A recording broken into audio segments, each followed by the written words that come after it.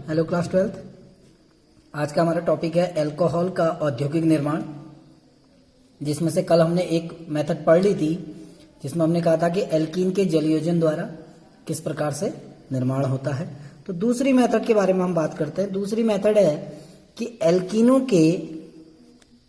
दूसरी मेथड आपकी है एल्कीनों के ऑक्सीमर्क्यूरीकरण। जलयोजन तो हम पढ़ चुके हैं। ऑक्सीमर्क्यूरीकरण डैश विमर्क्यूरीकरण द्वारा,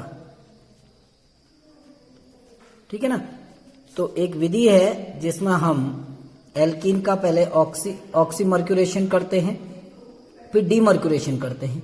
इसमें होता क्या है कि जब हम THF की उपस्थिति में, जिसको कहा जाता है टेट्राहाइड्रोफ्यूरॉन, THF एक पदार्थ है, टेट्राहाइड्रोफ्यूरॉन की उपस्थिति में मर्क्यूरिक एसिटेट का जो जलीय विलयन है, उस मर्क्यूरिक एसिटेट के जलीय विलयन से जब हम किसी एल्कीन की क्रिया कराते हैं तो इसको ऑक्सीमर्क्यूरेशन कहते हैं। दो अभिक्रियाएं सम्मिलित हैं इसमें, एक ऑक्सीमर्क्यूरीकरण, एक विमर्क्यूरीकरण। विमर्क्यूरीकरण माने होता है, वी माने बाहर निकलना, ठीक है ना। तो जब THF की उपस्थिति में, टेट्राहाइड्रोफ्यूरॉन की उपस्थिति में एल्कीन की अभिक्रिया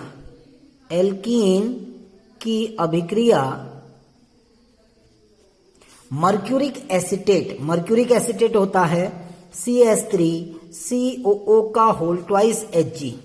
ये एसिटेट आयन है और ये मर्क्यूरिक आयन हो गया। तो मर्क्यूरिक एसिटेट के जलीय विलयन से की जाती है। मर्क्यूरिक एसिटेट के जलीय विलयन से की जाती है। ये जो इतनी अभिक्रिया है ये ऑक्सीमर्क्यूरीकरण कहलाती है। तो योगात्मक उत्पाद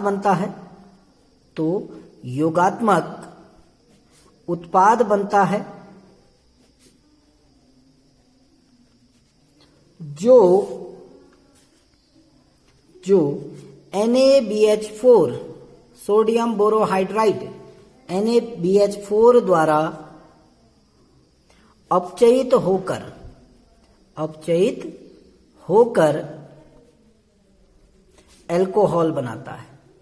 तो ये एक व्यावसायिक निर्माण की विधि है जिसमें हम पहले ऑक्सीमर्क्यूरेशन करते हैं, फिर डीमर्क्यूरेशन करते हैं, ठीक है ना। तो हम दोनों अभिक्रियाएं पढ़ रहे हैं। पहले ऑक्सीमर्क्यूरेशन की रिएक्शन पढ़ते हैं।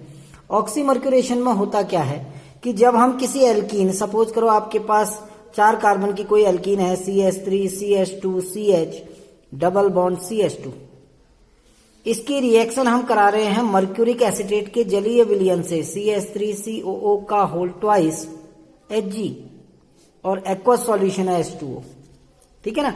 तो होता क्या है, एक योगात्मक उत्पाद बनता है। योगात्मक उत्पाद क्या होता है, CH3 CH2 CH OH CH2 HgOOC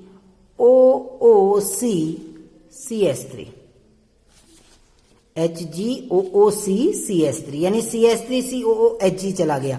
अब 2 CH3COO थे, ये ध्यान देना, ये HOS था। इसका एक एसिटेट आयन इस H के साथ चले गया, किस रूप में बाहर निकल गया, CH3COOH के रूप में।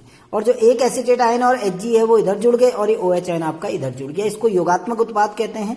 इसका अपचयन होता है क्षारीय माध्यम में NaBH4 के साथ, क्षारीय माध्यम में, इसलिए OH नेगेटिव लिख रहा हूं। तो ये जो आपका, क्योंकि हाइड्रोजन देगा तो एक तो बाहर हो जाएगा CH3COOH, Hg ऐसे ही बाहर हो गया, एक H यहां जुड़ जाएगा, तो एक और एक 2H यानी 2 नीसेंट हाइड्रोजन के साथ अपचयन होगा और आपका यौगिक बनेगा CH3 CH2 CHOH CH2H। एक H यहां जुड़ गया, दूसरा H इस एसिटेट आयन के साथ बाहर निकल जाएगा, तो दूसरा यौगिक बनेगा CH3COOH और जो मरकरी है वो बिल्कुल वैसे की वैसे ही बाहर निकल जाती है, Hg बाहर हो गई, ठीक है ना।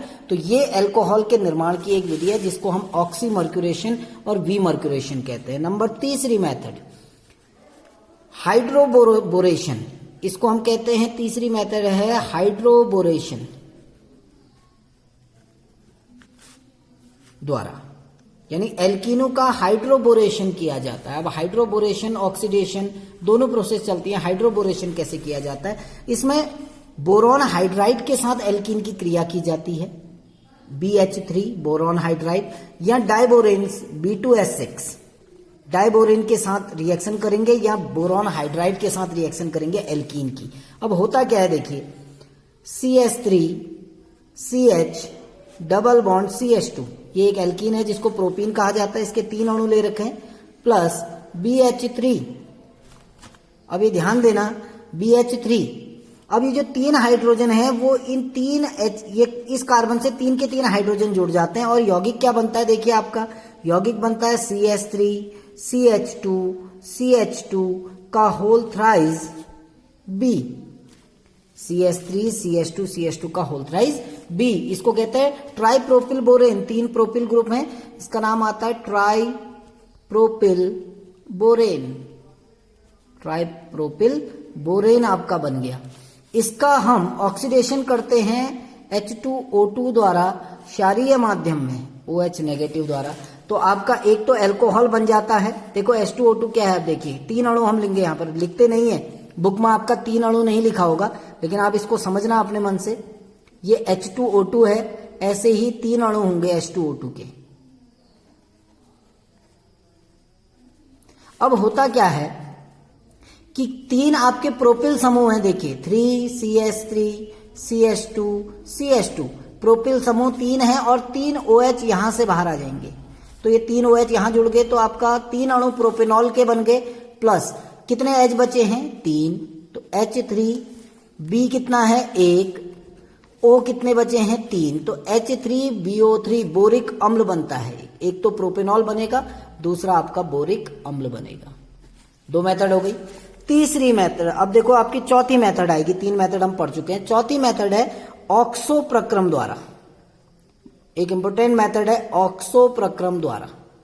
अब ऑक्सो प्रक्रम में क्या करते हैं, हम एल्कीन को एक ऑक्सो उत्प्रेरक की उपस्थिति में, याद रखना ये पूछा भी जाता है कभी 1 नंबर में कि ऑक्सो कैटालिस्ट क्या होता है, ऑक्सो उत्प्रेरक। तो ऑक्सो उत्प्रेरक होता है ऑक्टा कार्बोनिल डाइकोबाल्ट, CO2 CO का होलेट। याद रखना ये कार्बन मोनोऑक्साइड है, ये कोबाल्ट है, तो इसको नाम देते हैं ऑक्टा कार्बोनिल डाइकोबाल्ट। ठीक है ना। तो होता क्या है, जब हम ऑक्सो उत्प्रेरक की उपस्थिति में एल्कीन को कार्बन मोनोऑक्साइड और हाइड्रोजन के साथ गर्म करते हैं तो एल्डिहाइड बनता है, जो अपचयित होकर अल्कोहल का निर्माण करता है।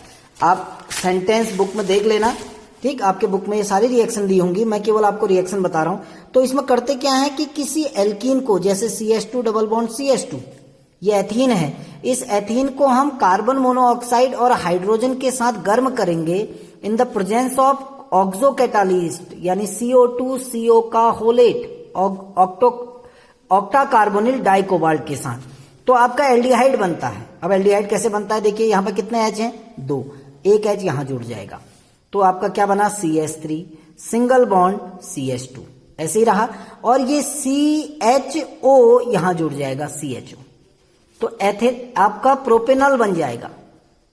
प्रोपेनॉल एल्डिहाइड बना। इस एल्डिहाइड का अपचयन करते हैं हाइड्रोजन गैस के साथ निकिल की उपस्थिति में, तो होता क्या है देखिए, एक हाइड्रोजन कार्बन से जुड़ेगा, एक हाइड्रोजन ऑक्सीजन से जुड़ जाएगा, तो आपका यौगिक क्या बना CH3 CH2। अब इस कार्बन से 2 हाइड्रोजन हो गए और एक हाइड्रोजन ऑक्सीजन से, तो प्रोपेनॉल बनेगा।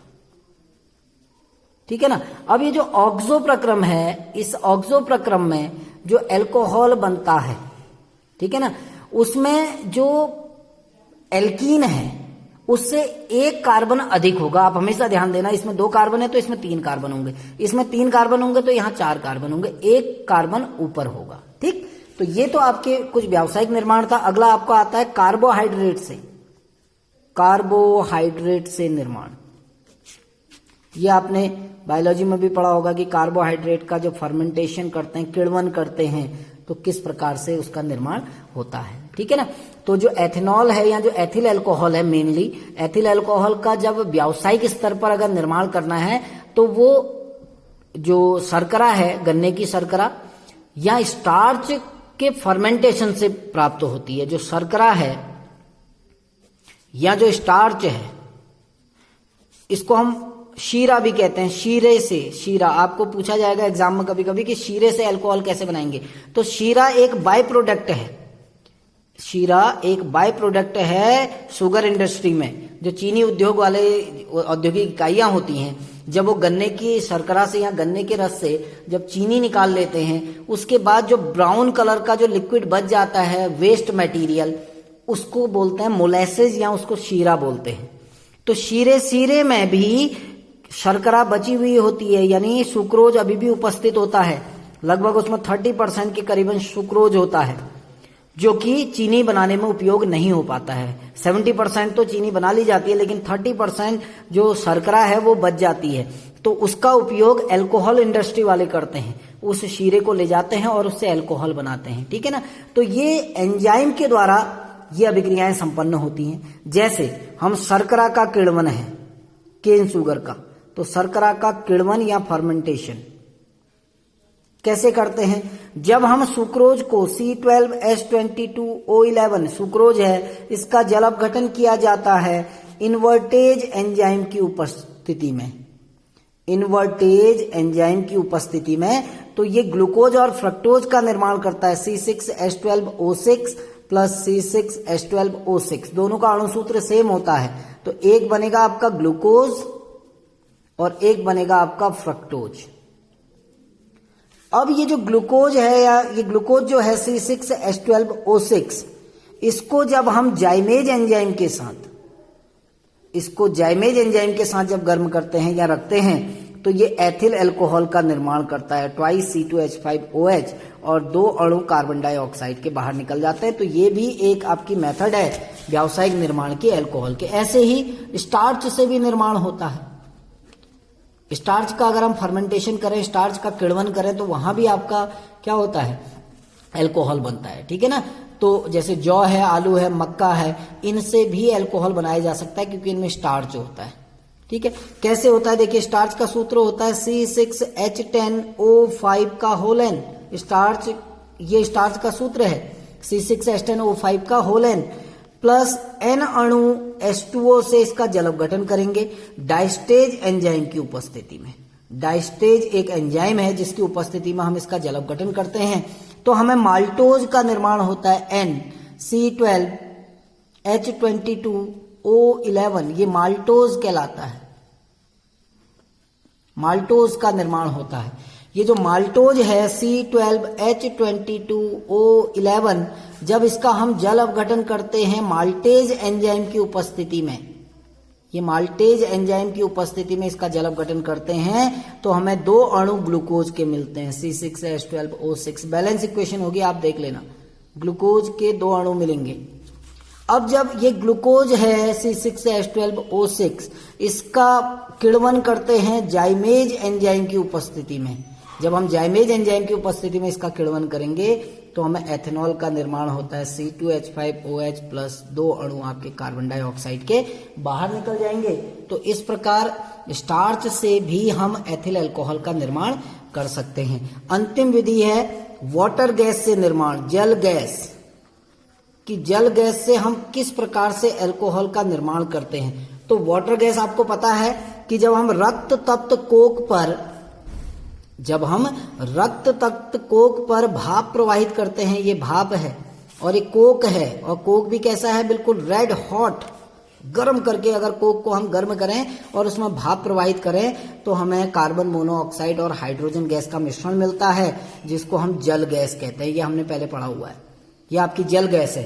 तो जल गैस से किस प्रकार हम अल्कोहल का निर्माण करते हैं, तो ये जो विधि अभी हम पढ़ेंगे, इससे मेथनॉल का निर्माण होता है। सामान्यतः ये मेथनॉल के निर्माण की एक विधि है, ठीक है ना। तो इसमें हम करते क्या है कि जो जल गैस है, उस जल गैस को हाइड्रोजन के साथ मिलाकर, जल गैस क्या हुई आपकी? कार्बन मोनोऑक्साइड और H2, ये आपकी वाटर गैस है, जल गैस। तो जब जल गैस में हम हाइड्रोजन गैस मिलाते हैं पुनः आधे आयतन के बराबर, ठीक है ना, यानी जब जो जल गैस है उसको हाइड्रोजन के आधे आयतन के बराबर मिलाकर हम उसको 200 ATM दाब पर 200 एटीएम दाब और 623 से लेकर 673 केल्विन ताप पे गर्म करते हैं, उपस्थिति आपके जो मेटल ऑक्साइड है जैसे कॉपर ऑक्साइड है, जिंक ऑक्साइड है, क्रोमियम ऑक्साइड है, Cr2O3, तो इनकी इन ऑक्साइडों की उपस्थिति में जब हम इसको गर्म करते हैं तो आपका मेथनॉल बनता है CH3OH। देखिए बैलेंस होगी, एक कार्बन 3 और 1 4 हाइड्रोजन, 2 2 4 हाइड्रोजन 1 ऑक्सीजन, तो बैलेंस होगी। तो जल गैस और हाइड्रोजन के मिश्रण को जब 200 एटीएम दाब और 623 से 673 केल्विन ताप पर धातु ऑक्साइडों की उपस्थिति में, copper oxide, zinc oxide, chromium oxide की उपस्थिति में जब गर्म करते हैं तो मेथनॉल का निर्माण होता है। तो ये निर्माण की विधियां पूरी हो चुकी हैं, व्यावसायिक निर्माण। कल से हम पढ़ेंगे एल्कोहलों के जो भौतिक और रासायनिक गुण हैं। Thank you.